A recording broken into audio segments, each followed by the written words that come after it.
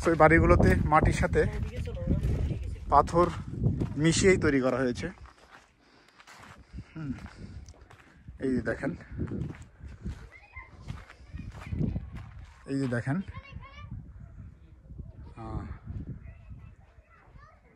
তো পরিত্যক্ত বাড়ি, কেউ নাই। একটা জনপদ একসময় হয়তো ছিল, মেষ চড়াইতো, কৃষিকাজ করতো, খেজুর বাগান করতো। আজকে এখানে কেউ নাই, পুরো পরিত্যক্ত। সো আমি যদি একটি পরিত্যক্ত বাড়ির মধ্যে ঢুকি, এই যে দরজা, এটা মূলত খেজুর গাছের এই যে গাছ থেকে তৈরি। আর এর যে এটা হয়তো গাছের ডালে পেরেক মেরে তারা এই দরজা তৈরি করেছিল। এবং ভিতরে যে ছাদটা আপনারা দেখতেই পাচ্ছেন, খেজুর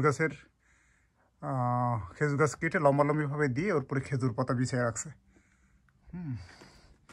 আর এখানে সম্ভবতই আগের ভিডিওতে আমরা হালকা দেখেছিলাম।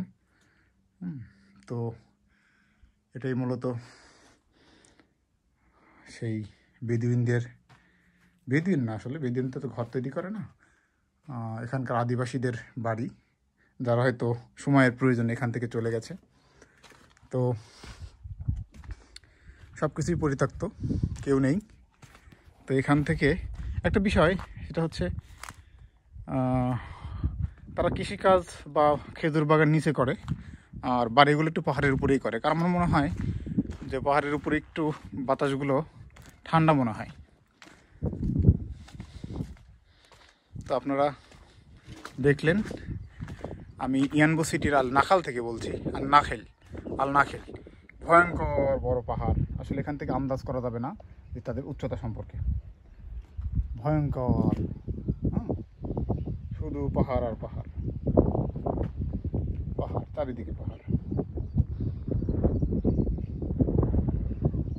তো দিনের বেলাও চাঁদ দেখা যাচ্ছে। তো আজকের ভিডিও আপনারা দেখলেন, প্রাচীন বাড়িঘর। প্রাচীন বলতে যখন মানুষ বাড়ি ঘর বানানো শিখছে, সেগুলো এগুলি নিদর্শন। আর সো আজকের ভিডিও এখানেই। আসসালামু আলাইকুম ওয়া রাহমাতুল্লাহ।